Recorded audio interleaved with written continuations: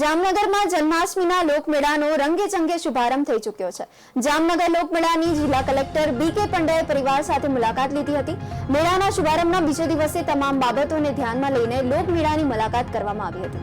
કલેક્ટરે જામનગરના લોકો શાંતિના વાતાવરણમાં આ લોકમેળાની વ્યવસ્થા કરવાનું હોવાનું જણાવ્યું હતું। સાથે સાથે અમને લોકમેળામાં કોઈ બનાવ કે અકસ્માત ન બને એની કાળજી રાખવામાં આવી હોવાની સરકાર દ્વારા સેફટી અને સિક્યુરિટીની વ્યવસ્થા કરવામાં આવી હોવાનું જણાવ્યું હતું। અષ્ટમીનો પરંપરાગત મેળો છે આપણો એ આજે છેલ્લા 2 દિવસથી ચાલુ થઈ ગયો છે અને આજે લગભગ પૂર્ણ રીતે શરૂ થઈ ગયો છે અને મેળાની મુલાકાત લીધી બધા લોકો આનંદ કરી રહ્યા છે। એવરીથિંગ ઇઝ પરફેક્ટ અને લોકોને અનુરોધ છે કે શાંતિપૂર્ણ રીતે બધા લોકો મેળાનો આનંદ માણે, બહુ ભીડભાડ ન કરે અને પોતાનું આરોગ્ય અને સેફટીનું ધ્યાન રાખે। સરકારે પણ તરફથી અમારી સેફટી અને સિક્યુરિટી તમામ લોકોની અગ્રિમતા ઉપર છે।